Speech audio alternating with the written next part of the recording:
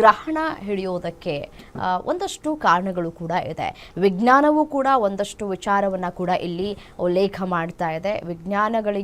ವಿಜ್ಞಾನಿಗಳಿಗೆ ಹೋಲಿಕೆ ಮಾಡಿಕೊಂಡ್ರೆ, ಜ್ಯೋತಿಷ್ಯ ಶಾಸ್ತ್ರದವರಿಗೆ ಹೋಲಿಕೆ ಮಾಡಿಕೊಂಡ್ರೆ ಯಾವ ರೀತಿಯಾದಂತಹ ವ್ಯತ್ಯಾಸಗಳು ಕಾಣಸಿಗ್ತಾ ಇದೆ. ಈ ಗ್ರಹಣ ಎಷ್ಟು ಗಂಟೆಯಿಂದ ಆರಂಭವಾಗಿ ಎಷ್ಟು ಗಂಟೆಯವರೆಗೆ ಇರುತ್ತೆ ಅನ್ನೋದು ಸದ್ಯಕ್ಕೆ ಇರುವಂತಹ ಪ್ರಶ್ನೆ. ಮತ್ತು ಈ ಗ್ರಹಣ ಸಂದರ್ಭದಲ್ಲಿ ನಾವು ಏನು ಮಾಡಬೇಕು, ಏನು ಮಾಡಿದ್ರೆ ನಮಗೆ ಒಳಿತಾಗತ್ತೆ. ಈ ಗ್ರಹಣ ಹಿಡಿಯುವಂತಹ ಸಂದರ್ಭದಲ್ಲಿ ಹೋಳಿ ಹಬ್ಬ ಕೂಡ ಇದೆ. ಸೊ ಹಾಗಾಗಿ ಅದಕ್ಕೂ ಇದಕ್ಕೂ ಏನು ಸಂಬಂಧ ಆಗುತ್ತೆ? ಈಗ ಹೇಳಲಾಗ್ತಾ ಇದೆ 3:30ಯಿಂದ ಆರಂಭ ಆಗುತ್ತೆ ಈ ಗ್ರಹಣ ಹಿಡಿಯೋದು ಅಂತ ಹೇಳಿ. ಬಟ್ ಅಲ್ಲಿಂದ ಎಷ್ಟು ಗಂಟೆಯವರೆಗೂ ಇರುತ್ತೆ? ಅದು ನಮ್ಮ ಭಾರತದಲ್ಲಿ ಗೋಚರವಾಗುತ್ತಾ? ಗೋಚರವಾದರೆ ಯಾವ ರೀತಿಯಾಗಿ ಗೋಚರವಾಗುತ್ತೆ ಅನ್ನೋದು ಸದ್ಯಕ್ಕಿರುವಂತಹ ಒಂದು ಪ್ರಶ್ನೆ. ಮತ್ತು ವಿಜ್ಞಾನ ಮತ್ತು ಆಧ್ಯಾತ್ಮದ ನಡುವೆ ದೊಡ್ಡ ಚರ್ಚೆ ಕೂಡ ನಡೀತಾ ಇದೆ. ಈ ವರ್ಷದ ಮಾರ್ಚ್ 3ರಂದು ಸಂಭವಿಸ್ತಾ ಇರುವಂತಹ ಕೇತುಗ್ರಸ್ತ ಚಂದ್ರಗ್ರಹಣ ಕೇವಲ ಆಕಾಶದ ವಿದ್ಯಮಾನವಷ್ಟೇ ಅಲ್ಲ, ಜ್ಯೋತಿಷ್ಯ ಶಾಸ್ತ್ರದ ಪ್ರಕಾರ ರಾಶಿ ಚಕ್ರಗಳ ಮೇಲೆ ಮಹತ್ತರ ಪರಿಣಾಮವನ್ನು ಬೀರುತ್ತೆ ಅಂತ ಕೂಡ ಹೇಳಲಾಗ್ತಾ ಇದೆ. ಈ ಗ್ರಹಣದ ವೈಜ್ಞಾನಿಕ ಹಿನ್ನೆಲೆ ಏನು ಹಾಗಾದ್ರೆ? ಜ್ಯೋತಿಷ್ಯ ಶಾಸ್ತ್ರದ ದೃಷ್ಟಿಯಲ್ಲಿ ಇದರ ಗಂಭೀರತೆ ಎಷ್ಟು ಮಟ್ಟಿಗಿದೆ? ಯಾವ ರಾಶಿಯವರು ಎಚ್ಚರಿಕೆಯಿಂದ ಇರಬೇಕು? ಈ ಎಲ್ಲಾ ಗೊಂದಲಗಳಿಗೆ ಉತ್ತರವನ್ನು ನೀಡೋದಕ್ಕೆ ನಮ್ಮೊಂದಿಗಿದ್ದಾರೆ ಪಂಡಿತ ದಿನೇಶ್ ಗುರುಜಿ. ಬನ್ನಿ ಅವ್ರನ್ನ ಕಾರ್ಯಕ್ರಮಕ್ಕೆ ಸ್ವಾಗತ ಮಾಡೋಣ. ನಮಸ್ತೆ ಗುರುಜಿ, ಕಾರ್ಯಕ್ರಮಕ್ಕೆ ಸ್ವಾಗತ. ಓಂ ಶ್ರೀ ಗುರುಭ್ಯೋ ನಮಃ. ಹರಿ ಓಂ. ಓಂ ಗೃಣಿ ಸೂರ್ಯಾಯ ಆದಿತ್ಯಾಯ ಓಂ. ಓಂ ಕೆಂ ಕೇತುವೆ ನಮಃ. ಓಂ ಸೋಂ ಸೋಮಾಯ ನಮಃ. ನಮಸ್ಕಾರ ಗುರುಜಿ. ನೋಡಿ, ವಿಜ್ಞಾನ ಈ ಒಂದು ಗ್ರಹಣವನ್ನ ಕೇವಲ ನೆರಳಿನ ಆಟ ಅಂತ ಕರೆಯುತ್ತೆ. ಬಟ್ ಆದ್ರೆ ಜ್ಯೋತಿಷ್ಯ ಶಾಸ್ತ್ರದಲ್ಲಿ ಇದನ್ನ ಕೇತುಗ್ರಸ್ತ ಅಂತ ಹೇಳಿ ಕರೀತಾರೆ. ಯಾಕೆ? ಕಾರಣ ಏನು? ಇದು ಸಾಮಾನ್ಯ ಗ್ರಹಣಕ್ಕಿಂತ ಎಷ್ಟು ವಿಭಿನ್ನವಾಗಿರುತ್ತೆ ಅಂತ ಹೇಳಿ. ಮೊಟ್ಟ ಮೊದಲಾಗಿ ಗ್ರಹಣ ಅಂತಕ್ಕಂಥ ಒಂದು ವಿಚಾರ ಇಲ್ಲಿ ಪಿಕ್ಚರಲ್ಲಿ ನೋಡ್ಬೋದು. ಇಲ್ಲಿ ಒಂದು ಲೈನಲ್ಲಿ ಬರ್ತಕ್ಕಂಥದ್ದು ಈ ಪಿಕ್ಚರಲ್ಲಿ ಭಾಳ ಅದ್ಭುತವಾಗಿ ತೋರಿಸಿದ್ದೀರಾ. ಅಲ್ಲಿ ಸೂರ್ಯನ ಬೆಳಕು ಭೂಮಿ ಮೇಲೆ ಹಾದೋದಾಗ ಅದರ ಹಿಂದೆ ಒಂದು ನೆರಳಾಗಿ ನಮ್ಮ ಭೂಮಿ ಚಂದ್ರನ ಮೇಲೆ ಬೀಳ್ತಕ್ಕಂಥದ್ದು. ಯಾವಾಗಲೂ ಕೂಡ ಒಂದು ಲೈನಲ್ಲಿ ಬರೋದಿಲ್ಲ. ವರ್ಷದಲ್ಲಿ ಒಂದೇ ಲೈನಲ್ಲಿ ಸೂರ್ಯ ಮತ್ತು ಚಂದ್ರ ಮತ್ತು ಭೂಮಿ ಒಂದೊಂದೊಂದು ಸುತ್ತಿದಾಗ ಒಂದು ಸ್ಟ್ರೈಟ್ ಲೈನಲ್ಲ, ಚಂದ್ರ ಸ್ವಲ್ಪ ಮೇಲಿರ್ತಾನೆ, ಭೂಮಿಗಿನ ಮೇಲಿರ್ತಾನೆ, ಅಥವಾ ಭೂಮಿಗಿನ ಕೆಳಗಿರ್ತಾನೆ. ಅರ್ಥ ಮಾಡ್ಕೊಳ್ಳಿ. ನಾವು ಸ್ಟ್ರೈಟ್ ಲೈನಲ್ಲಿ ನೋಡಿದಾಗ ಈ ಚಂದ್ರ ಈ ರೀತಿ ಒಂದು ಹಾವಿನ ಆಕಾರದಲ್ಲಿ ಹಿಂಗೆ ಹೋಗ್ತಾ ಇರುತ್ತೆ. ಹಿಂಗೆ ಜಿಗ್ಜ್ಯಾಕಲ್ಲಿ. ವರ್ಷದಲ್ಲಿ ಕೆಲವು ಬಾರಿ ಮಾತ್ರ ಅದು ಅಡ್ಡವಾಗಿ ಬರುತ್ತೆ. ಅಂದರೆ ಭೂಮಿ ಅಡ್ಡವಾಗಿ ಬರುತ್ತೆ ಅಥವಾ ಸೂರ್ಯನ ಅಡ್ಡವಾಗಿ ಬರುತ್ತೆ. ಯಾವಾಗ ಭೂಮಿ ಮತ್ತು ಸೂರ್ಯನ ಅಡ್ಡಭಾಗದಲ್ಲಿ ಬರುತ್ತೋ ಆವಾಗ ಅದನ್ನು ಗ್ರಹಣ ಅಂತ ಕರೀತಾರೆ. ಸೊ ಈ ಸೂರ್ಯ, ಭೂಮಿ ಮತ್ತು ಚಂದ್ರ ಒಂದೇ ಸ್ಟ್ರೈಟ್ ಲೈನಲ್ಲಿ ಬಂದಾಗ ಆ ಒಂದು ಭೂಮಿಯ ಹಿಂದುಗಡೆ ಮತ್ತು ಭೂಮಿಯ ಮುಂದಗಡೆ ರಾಹುಕೇತು ಪಾಯಿಂಟ್ಸ್ ಅಂತ ಹಾಕ್ತಾರೆ. ಅಂದರೆ ಮ್ಯಾಥಮ್ಯಾಟಿಕಲಿ ಡಿರೈವ್ಡ್ ನೋಡ್ಸ್ ಅಂತ ಕರೀತಾರೆ. ನೋಡ್ಸ್. ಅಲ್ಲಿ ರಾಹುಕೇತು ಅಂತ ಆಕಾಶದಲ್ಲಿ ಯಾವುದೂ ಇಲ್ಲ, ಗ್ರಹಗಳು ಯಾವುದೂ ಇಲ್ಲ. ಆದರೆ ಸೂರ್ಯ ಚಂದ್ರನಿಂದನೇ ಹುಟ್ಟಿರ್ತಕ್ಕಂಥದ್ದು ರಾಹುಕೇತು. ತುಂಬ ಜನ ಇದನ್ನು ಯಾರೂ ಹೇಳಿಲ್ಲ ಅನಿಸುತ್ತೆ. ಸೂರ್ಯ, ಚಂದ್ರ ಮತ್ತು ಭೂಮಿಯಿಂದನೇ ಹುಟ್ಟಿರ್ತಕ್ಕಂಥದ್ದು ರಾಹುಕೇತು. ಅದಕ್ಕೆ ನಾವು ಸೂರ್ಯನ ತಿಂತಾಯಿದ್ದೀವಿ, ಚಂದ್ರನ ತಿಂತಾಯಿದ್ದೀವಿ ಅಂತ ರಾಹು ತೋರಿಸ್ತಲ್ಲ, ಆ ರೀತಿಯಾಗಿರ್ತಕ್ಕಂಥದ್ದು. ಈ ಒಂದು ಪಿಕ್ಚರ್ ನೀವು ಕ್ಲೀನಾಗಿ ನೋಡ್ತಾ ಇತ್ತು ಅಂತಂದರೆ ಅದು ಭೂಮಿ ಅದನ್ನು ಕವರ್ ಮಾಡ್ತಾಯಿದೆ. ಒಂದೇ ಸ್ಟ್ರೈಟ್ ಲೈನ್ ಇರ್ತಕ್ಕಂಥದ್ದು ಅದು ಕವರ್ ಮಾಡ್ತಾಯಿದೆ. ಹಾಗೆ ಸೂರ್ಯ ನೋಡಿ, ಹಾಗೆ ಭೂಮಿ ನೋಡಿ, ಒಂದು ಸ್ಟ್ರೈಟ್ ಲೈನ್ ಬರ್ತಕ್ಕಂಥದ್ದು. ಆ ಟೈಮಲ್ಲಿ ಮಾತ್ರ ಗ್ರಹಣ. ವರ್ಷದಲ್ಲಿ ಸ್ಟ್ರೈಟಾಗಿ ಬರೋದು ಕೆಲವಾರು ಸತಿ, 1 ಸತಿ, 2 ಸತಿ, 3 ಸತಿ, ಹೈಯೆಸ್ಟು ಅಂದರೆ 6 ಸತಿ ಬರ್ಬೋದು ಅಷ್ಟೇ ಒಂದು. ಹಾಗೆ ಭಾಳ ಇಂಪಾರ್ಟೆಂಟ್ ಆಗಿರ್ತಕ್ಕಂಥ ಒಂದು ವಿಚಾರ ಹೇಳಬೇಕು ಅಂತಂದರೆ, ಇಲ್ಲಿ ವಿಶೇಷವಾಗಿ ಇಲ್ಲಿ ನೀವು ಈ ಪಿಕ್ಚರಲ್ಲಿ ಕ್ಲೀನಾಗಿ ನೋಡ್ಬೋದು ಹೇಗೆ ಒಂದು ಪೆನುಂಬ್ರಾ, ಉಂಬ್ರಾ ಅಂತ ಬರ್ತಕ್ಕಂಥದ್ದು. ನೀವು ಈ ಪಿಕ್ಚರಲ್ಲಿ ನೀವು ಸ್ವಲ್ಪ ನಾನು ಎಕ್ಸ್ಪ್ಲೈನ್ ಮಾಡ್ತೀನಿ, ಅರ್ಥ ಮಾಡ್ಕೋಬೋದು. ಇದೆಲ್ಲ ಒಂದು ವಿಸ್ಮಯ ಅಂತ ಹೇಳ್ಬೋದು. ಮೊದಲು ವಿಸ್ಮಯ ಅಂತ ತಗೊಳ್ಳೋಣ. ಯಾವಾಗಲೂ ಕೇತುಗ್ರಸ್ತ ಅಂತಂತಂದರೆ ಯಾವ ಜಾಗದಲ್ಲಿ ಯಾವ ರಾಶಿಯಲ್ಲಿ ಗ್ರಹಣ ನಡೀತಾ ಇರುತ್ತೋ ಅಲ್ಲಿ ಕೇತು ಇದ್ದರೆ ಕೇತುಗ್ರಸ್ತ. ಯಾವ ರಾಶಿಯಲ್ಲಿ ಗ್ರಹಣ ಅಂತ ಹೇಳ್ತಾರೋ ರಾಹು ಇದ್ದರೆ ರಾಹುಗ್ರಸ್ತ. ಅದರಲ್ಲಿ ಏನು ವ್ಯತ್ಯಾಸ ಏನಿಲ್ಲ. ಅದು ಭಾಳ ಸಿಂಪಲ್ ಆಗಿರ್ತಕ್ಕಂಥದ್ದು. ಅದರೇನು ಕನ್ಫ್ಯೂಷನ್ ಮಾಡ್ಕೊಳ್ಳೋ ಅವಶ್ಯಕತೆ ಇಲ್ಲ. ಈ ಭೂಮಿ ಸುತ್ತುತ್ತಾ ಇದೆ, ಇದರಲ್ಲಿ ನೋಡ್ಬೋದು. ಆ ಒಂದು ಆ್ಯಕ್ಸಸ್ ಹೋಗ್ತಾ ಇದ್ದಾಗ ಬಹಳ ಇಂಪಾರ್ಟೆಂಟ್ ಆಗಿರ್ತಕ್ಕಂಥದ್ದು ಈ ಒಂದು ಸೂರ್ಯ ಮತ್ತು ಭೂಮಿ ಮತ್ತು ಚಂದ್ರನ ಒಂದು ಕಾಂಬಿನೇಷನ್ ನೋಡಿ. ಅಲ್ಲಿ ಆ ಒಂದು ಪಥವನ್ನು, ಭೂಮಿಯ ನೆರಳಿನ ಪಥವನ್ನು ನೋಡುತ್ತೆ. ಸೂರ್ಯನ ಬೆಳಕು ಸೈಡಿಂದ ಬೀಳ್ತಾ ಇದೆ. ಸೂರ್ಯನ ಬೆಳಕು ಸೈಡಿಂದ ಬೀಳ್ತಾ ಇದೆ. ಹಿಂಗೆ ಬಂದಾಗ ಸೈಡಿಂದ ಬರ್ತಾ ಇದೆ. ಸೈಡಿಂದ ಬಂದಾಗ ನೀವು ನೋಡ್ಬೋದು ಅಲ್ಲಿ ಕೆಂಪು ಬಣ್ಣ ವೇವ್ಲೆಂತ್ ಅಂತ ಕರಿತೀವಿ. ಸೂರ್ಯನ ಬಣ್ಣಗಳು 7 ಬಣ್ಣಗಳು ಎಲ್ಲರಿಗೂ ಗೊತ್ತು. ವಿಬ್ಗಯಾರ್ ಅಂತ ಕರೀತಾರೆ. ಸೊ ವಿಬ್ಗಯಾರ್ ಅಂತ ಕರೆದಾಗ ವೈಲೆಟ್ ರೇಸು ಬ್ಲೂ ರೇಸ್ ಆಗಿದ್ದಾಗ ನೀಲಿ ಚಂದ್ರಗ್ರಹಣ ಅಂತ ಕರೀತಾರೆ. ಯಾವಾಗ ಈ ರೆಡ್ ಜಾಸ್ತಿ ಇರುತ್ತೋ wavelength, violet, indigo, blue, green, yellow, orange, red, ಇಷ್ಟು ಕಲರು ಸೂರ್ಯನ ಬಣ್ಣಗಳು. ಅದಕ್ಕೆ 7 ಕುದುರೆ ತೋರಿಸ್ತಾರಲ್ಲ, 7 ಕುದುರೆ, ಆ 7 ಕುದುರೆನೇ 7 ಬಣ್ಣಗಳು ಅಷ್ಟೇ. ಆ 7 ಬಣ್ಣಗಳಲ್ಲಿ ವೇವ್ಲೆಂತ್ ಅಂತ ನಾವೇನು ಕರಿತೀವಿ, ಹೈಯೆಸ್ಟ್ ವೇವ್ಲೆಂತ್ ಇರ್ತಕ್ಕಂಥದ್ದು ನಮಗೆ ಬ್ಲೂ ಕಲರ್. ಅದಕ್ಕೆ ಆಕಾಶ ನೀಲಿಯಾಗಿರೋದು. ಭೂಮಿಯಿಂದ ಹೈಯೆಸ್ಟ್ ವೇವ್ಲೆಂತ್ ಅಂದರೆ ಸ್ಪ್ರೆಡ್ ಜಾಸ್ತಿ ಆಗುತ್ತೆ. ಅದಕ್ಕೆ ಬ್ಲೂ ಕಲರ್ ಕಾಣಿಸುತ್ತೆ ನೋಡಿ, ಇದು ಸ್ಪ್ರೆಡ್ ಅಂತ ಕರೀತಾರೆ. ಅದರ ಬ್ಲೂ ಇದೆ ಆ ಕಡೆ ಈ ಕಡೆ. ಎಂಟ್ರಾದಾಗ ಕರೆಕ್ಟಾಗಿ ಎಂಟ್ರಾದಾಗ ಅಲ್ಲಿ ಆ 7 ಬಣ್ಣಗಳಲ್ಲಿ ಡಿಸ್ಪ್ಲೇ ಆಗುತ್ತೆ. ಪ್ರಿಸಮ್ ಇದ್ದಂಗೆ, ಈ ಒಂದು ಪಾರದರ್ಶಕದಲ್ಲಿ ಒಂದು ಪ್ರಿಸಮ್ ಅಂತ ನಾವು ಕರಿತೀವಲ್ಲ, ಪ್ರಿಸಮ್ ಇದ್ದಂಗೆ ಅಲ್ಲಿ ಪಾಸ್ ಆದಾಗ ಇದು ಮಧ್ಯದಲ್ಲಿ ಬಂದಾಗ ಯಾವ ಲೈಟ್ ಮಾತ್ರ ಅದಕ್ಕೆ ಬೀಳ್ತಾ ಇದೆ ಅಂತಂದಾಗ ಕೆಂಪು. ಅದಕ್ಕೆ ಬೆಳಿಗ್ಗೆ ನಾವು ಸೂರ್ಯನ ನೋಡಿದಾಗಲೇ ಅದು ವೈಟ್ ಇರಲ್ಲ, ಸ್ವಲ್ಪ ಆರೆಂಜಿಶ್ ಇರುತ್ತೆ. ಸಂಜೆನೂ ನೋಡಿದಾಗ ಆರೆಂಜಿಶ್ ಇರುತ್ತೆ. ಯಾಕೆಂದರೆ ಆಕಾಶದಲ್ಲಿ ಆ ಒಂದು ವೇವ್ಲೆಂತ್, ರೆಡ್ಡು ಆರೆಂಜ್ ವೇವ್ಲೆಂತ್ ಜಾಸ್ತಿ ಇರುತ್ತೆ. ಇದರ ಮೇಲೇ ಇಲ್ಲಿ ನಮಗೆ ಬಂದಿರತಕ್ಕಂಥ ಒಂದು ವಿಚಾರ. ಯಾವಾಗ ಸೂರ್ಯ ಮತ್ತು ಭೂಮಿ ಮತ್ತು ಚಂದ್ರ ಒಂದೇ ಲೈನಲ್ಲಿ ಬರುತ್ತೋ ಆ ಟೈಮಲ್ಲಿ ನಮಗೆ ಗ್ರಹಣ. ಈ ವರ್ಷದ ಈ ಒಂದು ಗ್ರಹಣ ಮೊದಲು ಮತ್ತು ಕೊನೆ ಚಂದ್ರಗ್ರಹಣ ಅಂತ ಹೇಳ್ಬೋದು. ಇದೇ ಮೊದಲು ಇದೇ ಕೊನೆ ಅಂತ ಹೇಳ್ಬೋದು. ಯಾಕಂದರೆ ಈ ವರ್ಷದ ಮಾತ್ರ ನಾವು ಮಾತಾಡ್ತಾ ಇರೋದು.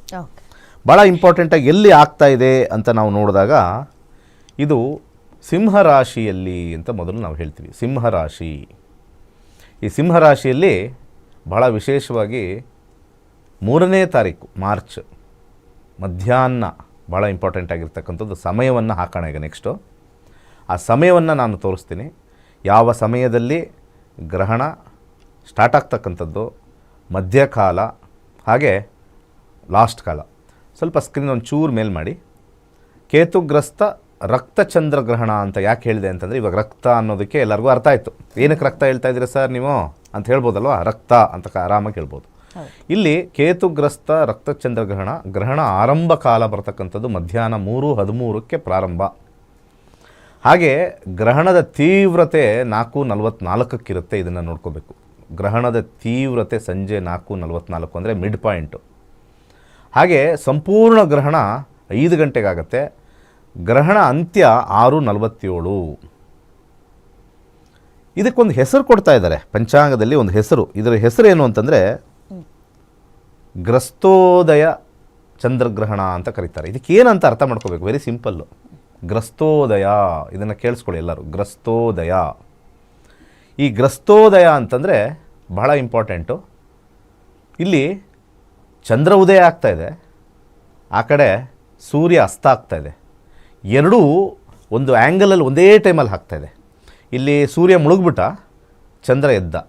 ಇವೆರಡೂ ಟೈಮಲ್ಲಿ ಏನಾಗುತ್ತೆ, ನಮ್ಮ ಭೂಮಿ ಮೇಲೆ ಕೆಲವು ಕ್ಷಣಗಳಲ್ಲಿ ಮಾತ್ರ ಚಂದ್ರಗ್ರಹಣ ನೋಡ್ಬೋದು. ಇದನ್ನು ಗ್ರಸ್ತೋದಯ ಅಂತ ಕರೀತಾರೆ. ಆ್ಯಕ್ಚುಲಿ ಗ್ರಹಣ ಸ್ಟಾರ್ಟ್ ಆಗೋದು 3 ಗಂಟೆ, ಮುಗಿಯೋದು 6:47. ಬಟ್ ಆದರೆ ನಮಗೆ ಕಾಣಿಸ್ತಕ್ಕಂಥದ್ದು ಕೆಲವು ನಿಮಿಷಗಳು ಕಾಣಿಸುತ್ತೆ. ಯಾಕೆಂದರೆ ನಾವು ಪೂರ್ವದ ದಿಕ್ಕಲ್ಲಿ ನಾವು ನೋಡಿದಾಗ ಅಲ್ಲಿ ಸೂರ್ಯ ಉದಯ ಬೆಳಿಗ್ಗೆ ಆಗುತ್ತೆ, ಸೂರ್ಯಾಸ್ತ ಪಶ್ಚಿಮದಲ್ಲಾಗುತ್ತೆ. ಸಂಜೆ ವೇಳೆಯಲ್ಲಿ ಸೂರ್ಯಾಸ್ತ ಪಶ್ಚಿಮದಲ್ಲಾದಾಗ ಇಲ್ಲಿ ಚಂದ್ರ ಉದಯ ಆಗುತ್ತೆ ಪೂರ್ವದಲ್ಲಿ. ಆ ಸಮಯದಲ್ಲಿ ಏನಾಗುತ್ತೆ, ಇಲ್ಲಿ ಉದಯ ಆಗ್ತಾ ಇದೆ, ಅಲ್ಲಿ ಅಸ್ತ ಆಗ್ತಾ ಇದೆ. ಯಾವುದು, ಸೂರ್ಯ. ಈ ಎರಡು ಮಧ್ಯದಲ್ಲಿ ಸ್ವಲ್ಪ ಭಾಗ ಚೂರು ಟೈಮಲ್ಲಿ ನಮಗೆ ಅಲ್ಲಿ ಚಂದ್ರ ಭೂಮಿಯಿಂದ ಬ್ಲಾಕ್ ಆಗ್ತಕ್ಕಂಥ ತೋರಿಸುತ್ತೆ. ಒಂದು 10-12 ನಿಮಿಷ ಅದರ ಮೇಲಿಲ್ಲ, ಕೊನೇ ಭಾಗದಲ್ಲಿ ಎಡ್ಜಲ್ಲಿ. ಯಾಕಂದರೆ ಸೂರ್ಯ ಭಾಳ ದೊಡ್ಡದಾಗಿರೋದ್ರಿಂದ ಅದರ ಬೆಳಕು ನಮಗೆ ಸ್ವಲ್ಪ ಅದರ ಮೇಲೆ ಛಾಯೆಯನ್ನು ಬೀಳ್ತಕ್ಕಂಥ ಒಂದು ವಿಚಾರದಲ್ಲಿ ಬಂದಾಗ ಈ ಒಂದು ವಿಚಾರದಲ್ಲಿ ನಾವು ನೋಡ್ತೀವಿ. ಹಾಗೆ ಭಾಳ ಇಂಪಾರ್ಟೆಂಟ್ ಆಗಿರ್ತಕ್ಕಂಥದ್ದು ಪ್ರಾರಂಭ ಆಗ್ತಕ್ಕಂಥದ್ದು 3:13ಕ್ಕೆ, ಮಧ್ಯಾಹ್ನ 3:13ಕ್ಕೆ. ಹಾಗೆ ಅಂತ್ಯ ಆಗ್ತಕ್ಕಂಥದ್ದು 6:47. ವಿಶೇಷವಾಗಿ ಆಕಾಶದಲ್ಲಿ ನೋಡಿದಾಗ 12 ರಾಶಿಗಳಲ್ಲಿ ನೋಡಿದಾಗ ಎಲ್ಲಿ ಇದು ನಡೀತಾ ಇದೆ ನೋಡಿ. ಆಕಾಶವನ್ನು ಭಾಳ ಸುಲಭ, ಜ್ಯೋತಿಷ್ಯಷ್ಟು ಸುಲಭ ಇನ್ನೊಂದಿಲ್ಲ, ಜ್ಯೋತಿಷ್ಯದಷ್ಟು ಸುಲಭ ಮತ್ತೊಂದಿಲ್ಲ. ಯಾರು ಬೇಕಾದ್ರೂ ಕಲಿಬೋದು. 100% ಈಸಿಯೆಸ್ಟ್ ಸಬ್ಜೆಕ್ಟು. 5ನೇ ಕ್ಲಾಸ್ ಹುಡುಗನೂ ಕರ್ಕೊಂಬಂದು ಜ್ಯೋತಿಷ್ಯ ಹೇಳ್ಬಿಡ್ಬೋದು, ಅಷ್ಟು ಸುಲಭವಾಗಿರ್ತಕ್ಕಂಥ ಜ್ಯೋತಿಷ್ಯ ಶಾಸ್ತ್ರ ಸಿಂಪಲ್ ಫಿನಾಮಿನದಲ್ಲಿ ಬರ್ತಕ್ಕಂಥದ್ದು. ಬಹಳ ಇಂಪಾರ್ಟೆಂಟ್ ಆಗಿರ್ತಕ್ಕಂಥದ್ದು, ನಮ್ಮ ಬ್ರಹ್ಮಾಂಡವನ್ನು, ನಮ್ಮ ಈ ಆಕಾಶವನ್ನು 12 ಭಾಗ ಮಾಡಿದ್ದಾರೆ. 12 ಭಾಗ ಮಾಡಿ 12 ರಾಶಿಗಳು ಮಾಡಿದ್ದಾರೆ. ಅದರಲ್ಲಿ ಬಹಳ ವಿಶೇಷವಾಗಿ ಭೂಮಿಯಿಂದ ಯಾವ ಡೈರೆಕ್ಷನಲ್ಲಿ ಅಂತ ನೋಡಿದಾಗ ಇವತ್ತು ಭೂಮಿ ಇರ್ತಕ್ಕಂಥದ್ದು ಸಿಂಹ ರಾಶಿಯಲ್ಲಿ.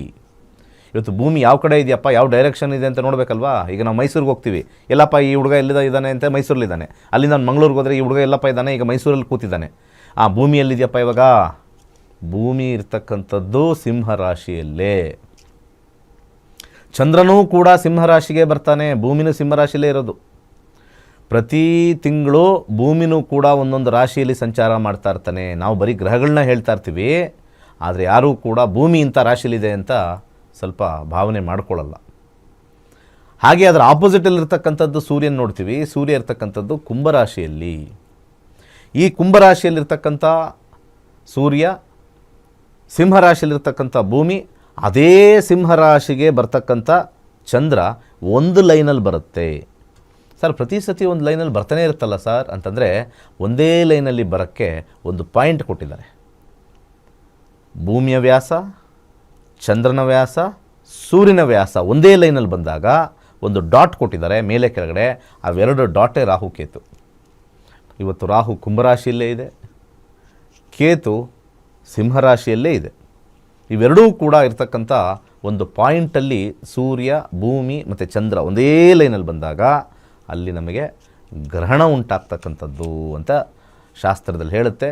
ಅದಕ್ಕೆ ರಾಹುಕೇತುಗಳನ್ನ ಯಾಕೆ ತೊಗೊಳ್ತಾ ಇದ್ದೀವಿ ಅಂತಂದರೆ, ಅದು ಭೂಮಿಯ ಸೆಂಟರ್ ಪಾಯಿಂಟ್, ಅದು ಚಂದ್ರನ ಸೆಂಟರ್ ಪಾಯಿಂಟು, ಹಾಗೆ ಸೂರ್ಯನ ಸೆಂಟರ್ ಪಾಯಿಂಟು. ವ್ಯಾಸಗಳಿವೆಲ್ಲ, ಈ ವ್ಯಾಸಗಳಿಗೆ ಒಂದು ಪಾಯಿಂಟ್ ಆ ಕಡೆ ಈ ಕಡೆ ಒಂದು ಬಿಂದು ಇಟ್ಟಿದ್ದಾರೆ, ಮಾರ್ಕಿಂಗ್. ಭೂಮಿಯ ವ್ಯಾಸಕ್ಕೆ ಈ ಕಡೆ ಒಂದು ಮಾರ್ಕಿಂಗು, ಈ ಕಡೆ ಒಂದು ಮಾರ್ಕಿಂಗ್, ಈ ಕಡೆ ಒಂದು ಮಾರ್ಕಿಂಗ್, ಈ ಕಡೆ ಒಂದು ಮಾರ್ಕಿಂಗ್ ರಾಹು, ಈ ಕಡೆ ಮಾರ್ಕಿಂಗ್ ಕೇತು. ಅದಕ್ಕೆ ಸುಮ್ಮನೆ ಉಲ್ಟಾ ಹೋಗ್ತಾ ಇರುತ್ತೆ, ಹಿಂಗೆ ಉಲ್ಟಾ ಸುತ್ತಾ ಇರುತ್ತೆ. ಇಷ್ಟು ಅರ್ಥ ಮಾಡ್ಕೋಬೇಕು. ಸುಮ್ಮನೆ ರಾಹು ಕೇತುಗಳಂದರೆ ಯಾವುದೋ ಅಲ್ಲಿ ಗ್ರಹಗಳಲ್ಲ, ಯಾವ ಗ್ರಹನೂ ಅಲ್ಲಿಲ್ಲ. Mathematically derived point. ಯಾವ ರಾಶಿಗಳಿಗೆ ಒಳ್ಳೆಯದು, ಯಾವ ರಾಶಿಗಳಿಗೆ ಕೆಟ್ಟದ್ದು, ಅದನ್ನು ಇವಾಗ ನೋಡೋಣ.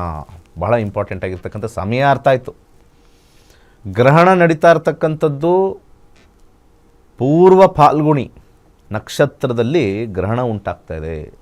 ಅಂದರೆ ಚಂದ್ರ ಪೂರ್ವ ಫಾಲ್ಗುಣಿಲಿದ್ದಾಗ ಅಲ್ಲಿ ಗ್ರಹಣ ಉಂಟಾಗ್ತಕ್ಕಂಥದ್ದು. ಯಾವ ರಾಶಿಗೆ ಒಳಿತಾಗ್ತಕ್ಕಂಥದ್ದು, ಯಾವ ರಾಶಿಗೆ ಸಾಧಾರಣ ಫಲವನ್ನು ಕೊಡ್ತಕ್ಕಂಥದ್ದು, ಯಾವ ರಾಶಿಗೆ ಪೂರ್ಣ ಫಲವನ್ನು ಕೊಡ್ತಕ್ಕಂಥದ್ದು ಬ್ರೇಕ್ ಆದಮೇಲೆ ನೋಡೋಣ. ಓಕೆ ಗುರುಜಿ, ಈಗ ಒಂದು ವಿರಾಮ ತೆಗೆದುಕೊಳ್ಳುವ ಸಮಯ ಆಗಿದೆ. ಗ್ರಹಣದ ಸಮಯದಲ್ಲಿ ಹೊರಹೊಮ್ಮುವಂತಹ ಕಿರಣಗಳು ಆಹಾರ ಮತ್ತು ನೀರಿನ ಮೇಲೆ ಪರಿಣಾಮ ಬೀರುತ್ತೆ ಅಂತ ಕೂಡ ಹೇಳಲಾಗುತ್ತೆ. ಅದ್ರ ಬಗ್ಗೆಯೂ ಕೂಡ ನಾವು ನಿಮಗೆ ಮಾಹಿತಿಯನ್ನು ನೀಡ್ತಾ ಹೋಗ್ತೀವಿ. ನೋಡಿ, ಸ್ಕ್ರೀನ್ ಮೇಲೆ ಡಿಸ್ಪ್ಲೇ ಆಗ್ತಾ ಇರುವಂತಹ ನಂಬರನ್ನು ನೋಟ್ ಡೌನ್ ಮಾಡಿಕೊಂಡು ಈ ಒಂದು ನಕ್ಷತ್ರ ನಾಡಿ ತರಗತಿಗಳನ್ನು ನೀವು ಅಟೆಂಡ್ ಮಾಡ್ಬೋದು. ಏಪ್ರಿಲ್ 20ನೇ ತಾರೀಕಿನಿಂದ ನಕ್ಷತ್ರ ನಾಡಿ ತರಗತಿಗಳು ಆರಂಭ ಆಗ್ತಾ ಇದೆ. ನೀವು ಇಲ್ಲಿ ಜಾಯಿನ್ ಆಗ್ಬೋದು. ಅದೇ ರೀತಿಯಾಗಿ ಈಗ ನೀವೇನಾದರೂ ಮನೆ ಕಟ್ಟಬೇಕು ಅಂತ ಹೇಳಿ ಏನಾದರೂ ಪ್ಲ್ಯಾನ್ಗಳನ್ನು ಮಾಡ್ತಾ ಇದ್ದರೆ ಅದಕ್ಕೆ ಕಿಟ್ಗಳು ಕೂಡ ಸಿಗುತ್ತೆ. ನೀವು ಕಿಟ್ಗಳನ್ನು ಕೂಡ ಪರ್ಚೇಸ್ ಮಾಡಬಹುದು. ಅದೇ ರೀತಿಯಾಗಿ ಪರ್ಚೇಸ್ ಮಾಡಿದ್ರೆ ಏನು ಲಾಭ ಅಂತ ಹೇಳಿ ನಿಮಗೆ ಗೊತ್ತಾಗುತ್ತೆ. ಪ್ರತಿದಿನ ನಾವು ಅದ್ರ ಬಗ್ಗೆ ನಿಮ್ಗೆ ಮಾಹಿತಿಯನ್ನು ನೀಡ್ತಾ ಹೋಗ್ತಾ ಇದ್ದೀವಿ. ಈಗ ಒಂದು ವಿರಾಮ ತೆಗೆದುಕೊಂಡು ಈಗ ವಾಪಸ್ ಆಗೋಣ. ಎಲ್ಲರಿಗೂ ನಮಸ್ಕಾರ. ವೈಜ್ಞಾನಿಕ ತಂತ್ರಜ್ಞಾನವನ್ನು ಒಳಗೊಂಡಿರುವ ನಕ್ಷತ್ರ ನಾಡಿ ಜ್ಯೋತಿಷ್ಯ ತರಗತಿಗಳಿಗೆ ಸುಸ್ವಾಗತ.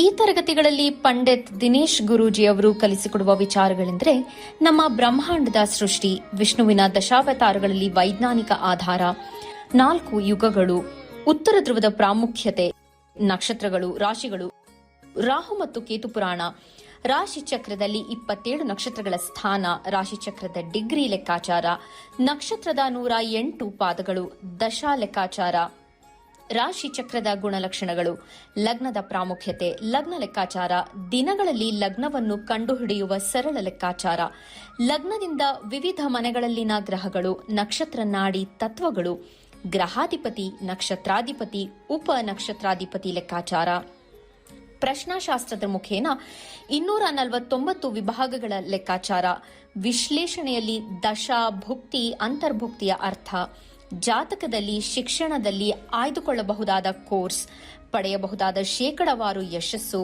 ಉದ್ಯೋಗ ಅಥವಾ ವ್ಯವಹಾರದಲ್ಲಿ ಕ್ಷೇತ್ರದ ಆಯ್ಕೆ, ವ್ಯವಹಾರದಲ್ಲಿ ಯಶಸ್ಸಿನ ಲೆಕ್ಕಾಚಾರ, ಮದುವೆ ವಿಚಾರದಲ್ಲಿ ಸಂಯೋಗಗಳು, ತೊಂದರೆಗಳು, ವಿಚ್ಛೇದನ, ಸಂತಾನದಲ್ಲಿ ತೊಂದರೆಗಳು, ವಿಳಂಬವಾಗುವುದು, ಆಸ್ತಿ ಅಥವಾ ವಾಹನ ಖರೀದಿಯಲ್ಲಿನ ಸಮಯವನ್ನು ತಿಳಿಯುವುದು, ಆರೋಗ್ಯ ವಿಚಾರಗಳಲ್ಲಿ ಶುಭ ಅಶುಭ ಸಮಯದ ಲೆಕ್ಕಾಚಾರ, ಆರೋಗ್ಯ ಸಮಸ್ಯೆಗಳು ಉಂಟಾಗುವ ಸಮಯ ಮುಂತಾದ ವಿಚಾರಗಳ 3 ಹಂತಗಳಲ್ಲಿ ಶುಭ ಅಶುಭ ಸಂಯೋಗಗಳ ವಿಭಜನೆ, ಪವರ್ ಪೊಸಿಷನ್, ಪುಷ್ಪಲ್ ಸಿದ್ಧಾಂತ, ಗೋಚಾರದ ವಿಶ್ಲೇಷಣೆ, ಆಯ್ದ ಸೆಲೆಬ್ರಿಟಿಗಳ ಜಾತಕಗಳ ವಿಶ್ಲೇಷಣೆ, ಪರಿಹಾರಗಳು, ರತ್ನಗಳು, ರುದ್ರಾಕ್ಷಿಗಳು, ಮಂತ್ರ, ಕಲರ್ ಥೆರಪಿ, ದಾನದ ಪರಿಕಲ್ಪನೆ, ಇನ್ನು ಅನೇಕ ವಿಚಾರಗಳ ಬಗ್ಗೆ ಅತ್ಯಂತ ಸರಳವಾಗಿ ಗುರೂಜಿಯವರು ತರಗತಿಯಲ್ಲಿ ಕಲಿಸಿಕೊಡುತ್ತಾರೆ. ಈ ತರಗತಿ ಜೊತೆಗೆ ಅತ್ಯಾಧುನಿಕ ತಂತ್ರಜ್ಞಾನದಿಂದ ಬಳಕೆಯಲ್ಲಿರುವ ಗೋಲ್ಡ್ ಟ್ರೀ ಆಸ್ಟ್ರೋ ಆಪ್ ಮೂಲಕ ಜಾತಕವನ್ನು ಪರಿಶೀಲಿಸುವ ಸುಲಭವಾದ ತಂತ್ರಗಳನ್ನು ಗುರೂಜಿಯವರು ತಿಳಿಸಿಕೊಡುತ್ತಾರೆ. ಜೀವನಕ್ಕೆ ಅತ್ಯಗತ್ಯವಾಗಿರುವ ವಿಚಾರಗಳನ್ನು ತಿಳಿಯಲು ಇಂದೇ ಈ ನಕ್ಷತ್ರ ನಾಡಿ ತರಗತಿಯನ್ನು ಸೇರಿ ನಿಮ್ಮ ಜೀವನದ ವಿಚಾರಗಳಿಗೆ ಮಾರ್ಗದರ್ಶಕವಾಗಿರುವ ಜ್ಯೋತಿಷ್ಯವನ್ನು ಅಳವಡಿಸಿಕೊಳ್ಳಿ. ಹೆಚ್ಚಿನ ಮಾಹಿತಿಗೆ ಇಂದೇ ನಮ್ಮ ನಕ್ಷತ್ರ ನಾಡಿಯನ್ನು ಸಂಪರ್ಕಿಸಿ. ಧನ್ಯವಾದಗಳು. ವಿರಾಮದ ನಂತರ ಕಾರ್ಯಕ್ರಮಕ್ಕೆ ಸ್ವಾಗತ. ವೀಕ್ಷಕರೇ ನೋಡಿ, ಗ್ರಹಣದ ಸಮಯದಲ್ಲಿ ಯಾವ ರಾಶಿಗೆ ಒಳಿತು, ಯಾವ ರಾಶಿಗೆ ಕೆಡುಕು, ಮತ್ತೆ ಯಾವ ರಾಶಿಯವರಿಗೆ ಮಿಶ್ರ ಫಲ ಸಿಗತ್ತೆ ಅನ್ನೋದ್ರ ಬಗ್ಗೆ ಗುರೂಜಿ ಹೇಳ್ತಾರೆ. ಗುರೂಜಿ ಮುಂದುವರಿಸಿ. ಶಾಸ್ತ್ರದಲ್ಲಿ ಯಾವ ರಾಶಿಯಲ್ಲಿ ಗ್ರಹಣ ಆಗುತ್ತೋ ಆ ರಾಶಿಗೆ ಕೆಲವು ರಾಶಿಗಳಿಗೆ ಶುಭ ಫಲ, ಅಶುಭ ಫಲ, ಮಿಶ್ರ ಫಲ ಯಾವ್ಯಾವುದು ಅಂತ ನೋಡೋಣ. ಸ್ಕ್ರೀನ್ ಮೇಲೆ ಬರ್ತಕ್ಕಂಥದ್ದು ನೋಡಿ. ಭಾಳ ಇಂಪಾರ್ಟೆಂಟ್ ಆಗಿರ್ತಕ್ಕಂಥದ್ದು ಈ ಕಾನ್ಸೆಪ್ಟ್ ಕೊಟ್ಟಿರತಕ್ಕಂಥದ್ದು ಹೇಗೆ ಅಂತಂದರೆ, ಮೊದಲು ಶುಭ ಫಲದ ರಾಶಿಗಳನ್ನ ನೋಡೋಣ. ಶುಭ ಫಲದ ರಾಶಿಗಳು ಯಾವ್ಯಾವುದು ಅಂತಂದರೆ ಮಿಥುನ, ತುಲಾ, ವೃಶ್ಚಿಕ ಮತ್ತು ಮೀನ. ಕೇತುಗ್ರಸ್ತ ರಕ್ತಚಂದ್ರ ಗ್ರಹಣ ಶುಭ ರಾಶಿಗಳು, ಶುಭವಾಗಿರ್ತಕ್ಕಂಥ ಶುಭ ಫಲಗಳನ್ನು ಕೊಡ್ತಕ್ಕಂಥದ್ದು ಮಿಥುನ, ತುಲಾ, ವೃಶ್ಚಿಕ, ಮೀನ. ಇದನ್ನು ಯಾವ ಕಾನ್ಸೆಪ್ಟಲ್ಲಿ ಕೊಡ್ತಾರೆ ಅಂತ ಒಂದು ಅರ್ಥ ಮಾಡ್ಕೋಬೇಕು. ಯಾವ ಕಾನ್ಸೆಪ್ಟ್ ಮೇಲೆ ಇದು ಕೊಟ್ಟಿದ್ದೀರಾ ಸರ್, ಏನೊಂದು ಸುಮ್ಮನೆ ಬೈಕ್ ಬಂದಿದ್ದಲ್ಲ. ಯಾವ ರಾಶಿಯಲ್ಲಿ ಗ್ರಹಣ ಆಗುತ್ತೋ ಆವಾಗ ನಿಮ್ಮ ರಾಶಿಯಿಂದ 3ನೇ ಮನೆ, 6ನೇ ಮನೆ, 10ನೇ ಮನೆ ರಾಶಿಗಳಲ್ಲಿ ಗ್ರಹಣ ಮಾಡಿದ್ರೆ ಶುಭ ಕೊಡುತ್ತೆ. ಇಲ್ಲಿ ಹೆದರಿಸ್ತಾ ಇಲ್ಲ ಯಾವುದನ್ನು. ಗ್ರಹಣ ಅಂದರೆ ಬರೀ ಹೆದರಿಕೆ ಇರ್ತಕ್ಕಂಥದ್ದೇ ಇದೆ, ತಪ್ಪು. ತುಂಬ ಒಳ್ಳೆಯ ಫಲ ಕೊಡುತ್ತೆ ಇಂಥವ್ರಿಗೆಲ್ಲ. ಈ 4 ರಾಶಿಗೆ ತುಂಬ ಅತ್ಯುತ್ತಮವಾಗಿರ್ತಕ್ಕಂಥ ಫಲ ಕೊಡುತ್ತೆ, ಮಿಥುನ, ತುಲಾ, ವೃಶ್ಚಿಕ, ಮೀನ ರಾಶಿಗಳಿಗೆ. ಯಾಕಂದರೆ ಈ ರಾಶಿಯಿಂದ ಎಲ್ಲಿ ಗ್ರಹಣ ಆಗುತ್ತೋ ಅಲ್ಲಿ ಉಪಚಯ ಸ್ಥಾನವಾಗಬೇಕು. ಉಪಚಯ ಅಂತಂದರೆ ಗ್ರೋಯಿಂಗ್. ಇದು ನಿಮಗೆ ಧೈರ್ಯವನ್ನು ಕೊಡುತ್ತೆ. ಈ ಗ್ರಹಣ ನಿಮಗೆ ಶುಭ ಫಲವನ್ನು ಕೊಡುತ್ತೆ, ಹಣಕಾಸು ಕೊಡುತ್ತೆ, ಕೆಲಸ ಕೊಡುತ್ತೆ, ಅಧಿಕಾರ ಕೊಡುತ್ತೆ, ಲಾಭ ಕೊಡುತ್ತೆ. ಈ ಗ್ರಹಣ ಯಾವತ್ತೂ ಕೂಡ ಗ್ರಹಣ ಅಂದಿದ ತಕ್ಷಣ ಹೆದರ್ಕೊಳ್ತಕ್ಕಂಥದ್ದು ಮಾನಸಿಕವಾಗಿ ಯಾರಾದರೂ ಸ್ವಲ್ಪ ನಿಮಗೆ ಹೇಳಿದರೆ ಅದನ್ನೆಲ್ಲ ವರ್ಜಿಸಿ ವೈಜ್ಞಾನಿಕ ಜ್ಯೋತಿಷ್ಯದಲ್ಲಿ ನಂಬರ್ 1 ಕಾರ್ಯಕ್ರಮ ವೈಜ್ಞಾನಿಕ ಜ್ಯೋತಿಷ್ಯ ನೋಡ್ಕೊಳ್ಳಿ. ಅದು ಗ್ಯಾರಂಟಿ ನ್ಯೂಸಲ್ಲಿ ಮಾತ್ರ. ನಮ್ಮ ವಾಸ್ತು ವಿಸ್ಮಯದಲ್ಲಿ ಈಶಾನ್ಯ ವಾಸ್ತುವಲ್ಲಿ ಬರ್ತಕ್ಕಂಥದ್ದು. ಈಗ ವಾಸ್ತು ಅಂತ ನಾವು ಏನಕ್ಕೆ ಇದನ್ನು ಹೇಳಿದೆ ಅಂತಂದರೆ ಇದೂ ವಾಸ್ತುನೇ. ಗ್ರಹಣ ಕೂಡ ವಾಸ್ತು ಪ್ರಕಾರವೇ ಆಗ್ತಾಯಿದೆ. ವಾಸ್ತು ಪ್ರಕಾರ ಗ್ರಹಣ ಅಂದಾಗ ಏನು ಇವರು 3 ಜನ ಒಂದೇ ಕಡೆ ಬಂದಿದ್ದಾರೆ, ಇದು ವಾಸ್ತು ಪ್ರಕಾರ ಅಲ್ವೇ? ಹಾಗೆ ಇಲ್ಲಿ ಮುಂದೆ ಅಶುಭ ರಾಶಿಗಳನ್ನು ನೋಡೋಣ. ಯಾವುದು ಅಶುಭ ಮತ್ತು ಮಿಶ್ರ ಫಲವನ್ನು ಮುಂದೆ ನೋಡೋಣ ಹೇಗಿದೆ ಅಂತ. ಅಶುಭ ರಾಶಿಗಳು ಯಾವ್ಯಾವುದು? ವೃಷಭ, ಸಿಂಹ, ಕನ್ಯಾ ಮತ್ತು ಮಕರ. ಕೇತುಗ್ರಸ್ತ ರಕ್ತಚಂದ್ರ ಗ್ರಹಣದಲ್ಲಿ ಅಶುಭವಾಗಿರ್ತಕ್ಕಂಥದ್ದು. ಯಾಕೆ ನಾವು ರಾಶಿಗಳು ತೊಗೊಳ್ತಾ ಇದ್ದೀವಿ, ಲಗ್ನಗಳು ತೊಗೋಬಾರ್ದು ಅಂತಂದರೆ ಚಂದ್ರಮ ಮನಸೋ ಜಾತಃ. ಅರ್ಥ ಮಾಡ್ಕೊಳ್ಳಿ, ಚಂದ್ರ ಮನಸೋ ಜಾತಃ ಅಂತ ಕರಿತೀವಲ್ಲ, ಚಂದ್ರನ ಮೇಲೆ ಇದು ಲೂನಾರ್ ಎಕ್ಲಿಪ್ಸ್ ಆಗ್ತಕ್ಕಂಥದ್ದು ಮನಸ್ಸಿನ ಮೇಲೆ ಬಿದ್ದಾಗ ನಿಮ್ಮ ರಾಶಿಗಳಲ್ಲಿ ಸ್ವಲ್ಪ ಸಣ್ಣದಾಗಿರ್ತಕ್ಕಂಥ ಒಂದು ಗ್ರಹಣ ಉಂಟಾಗುತ್ತೆ. ಈ ವೃಷಭ, ಸಿಂಹ, ಕನ್ಯಾ, ಮಕರ ಅಶುಭ ಹೇಗಾಯಿತು ಅಂತಂದರೆ ಆಯಾ ರಾಶಿಗಳಿಂದ 1ನೇ ಮನೆ, 4ನೇ ಮನೆ, 8ನೇ ಮನೆ, 12ನೇ ಮನೆ ಅಶುಭ ಅಂತ ಹೇಳಿ ಶಾಸ್ತ್ರದಲ್ಲಿ ಬರೆದಿದೆ. ಶುಭವಾಗಿರ್ತಕ್ಕಂಥದ್ದು 3, 6, 10, 11. ಅಶುಭವಾಗಿರ್ತಕ್ಕಂಥದ್ದು 1, 4, 8, 12ನೇ ರಾಶಿಗಳು ಆ ಸಿಂಹ ರಾಶಿಗೆ ಲೆಕ್ಕ ಹಾಕಬೇಕು. ನಿಮ್ಮ ರಾಶಿಯಿಂದ ಆ ನಡೀತಾ ಇರ್ತಕ್ಕಂಥ ರಾಶಿಗೆ ಲೆಕ್ಕ ಹಾಕಬೇಕು. ನೋಡಿ, ಜ್ಯೋತಿಷ್ಯ ಇಲ್ಲೇ ಕಲ್ತು ಬಿಡ್ಬೋದು ನೀವು ಅರ್ಧ. ಅದಕ್ಕೆ ಜ್ಯೋತಿಷ್ಯ ಬಂದು ಕಲೀರಿ. ನಮ್ಮಲ್ಲಿ ಜ್ಯೋತಿಷ್ಯ ಕಲಿಕೆ ಇರ್ತಕ್ಕಂಥದ್ದು ಕರ್ನಾಟಕದಲ್ಲಿ ನಂಬರ್ 1 ಅಸ್ಟ್ರಾಲಜಿ ಅಂದರೆ ಕಲಿತಕ್ಕಂಥದ್ದು. ಮಿಶ್ರಫಲವನ್ನು ಕೊನೆಯದಾಗಿ ನೋಡೋಣ. ಮಿಶ್ರಫಲ ಹೇಗಿದೆ ಅಂತ ನೋಡಿದಾಗ ಮೇಷ, ಕರ್ಕಾಟಕ, ಧನು, ಕುಂಭ ಇದೇನಿಲ್ಲ, ಸ್ವಲ್ಪ ಅಶುಭ ಸ್ವಲ್ಪ ಶುಭ, ಇದು ಸ್ವಲ್ಪ ಮಿಕ್ಸೆಡ್ ಬರುತ್ತೆ. ಮೇಷ, ಕರ್ಕಾಟಕ, ಧನುರ್ ಮತ್ತು ಕುಂಭರಾಶಿಗಳು.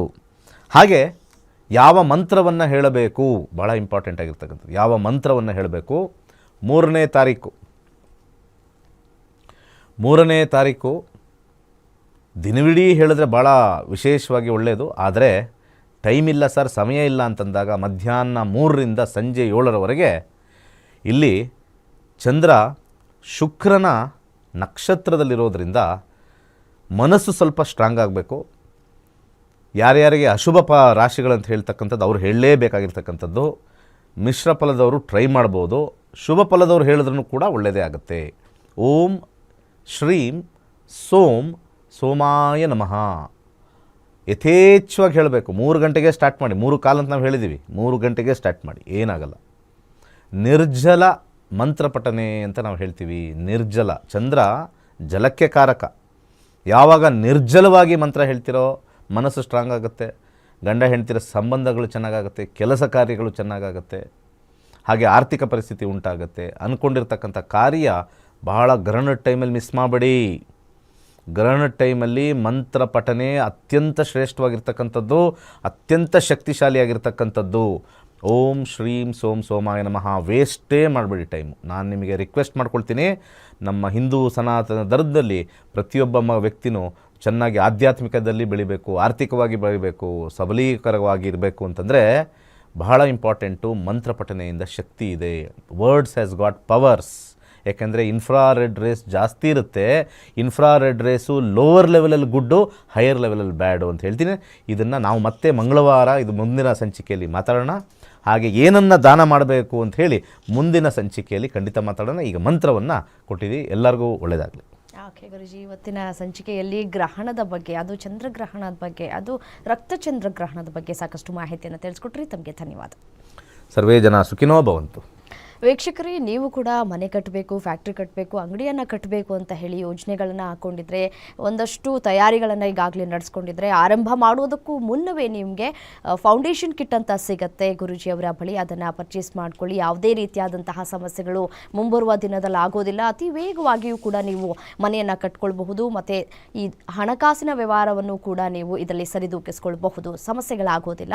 ಮತ್ತು ಈಗಾಗಲೇ ಮನೆ ಕಟ್ಬಿಟ್ಟಿದ್ದೀವಿ, ಏನು ಮಾಡೋದು ಅನ್ನುವಂತಹ ಪ್ರಶ್ನೆಯೂ ಕೂಡ ನಿಮ್ಮ ಹತ್ರ ಇರಬಹುದು. ಅದಕ್ಕೂ ಕೂಡ ಇಂಟರ್ನಲ್ ಕಿಟ್ ಅಂತ ಹೇಳಿ ನಿಮಗೆ ಸಿಗುತ್ತೆ. ಅದನ್ನು ಪರ್ಚೇಸ್ ಮಾಡಿಕೊಂಡು ನೀವು ಮನೆಯಲ್ಲಿ ಉಪಯೋಗವನ್ನು ಮಾಡ್ಕೊಳ್ಬಹುದು. ಅದೇ ರೀತಿಯಾಗಿ ನೋಡಿ, ಈ ಜ್ಯೋತಿಷ್ಯ ಕಲಿಬೇಕು ಅಂತ ಹೇಳಿ ಸಾಕಷ್ಟು ಮಂದಿ ಕಾಯ್ತಾ ಇರ್ತಾರೆ. ಬೇರೆ ಬೇರೆ ಕಡೆ ಕಲ್ತ್ಕೊಂಡು ಕೂಡ ಮೋಸ ಹೋಗಿರೋರು ಕೂಡ ಇದ್ದಾರೆ. ಅಂಥವರಿಗೆ ಇದೊಂದು ನಿಜಕ್ಕೂ ಸುವರ್ಣ ಅವಕಾಶ ಅಂತ ಹೇಳಿದ್ರು ಕೂಡ ತಪ್ಪಾಗಲಿಕ್ಕಿಲ್ಲ.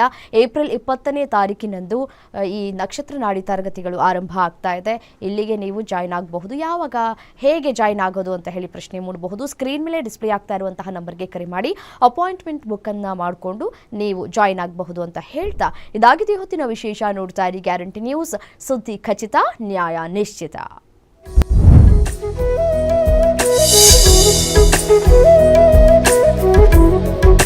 Thank you.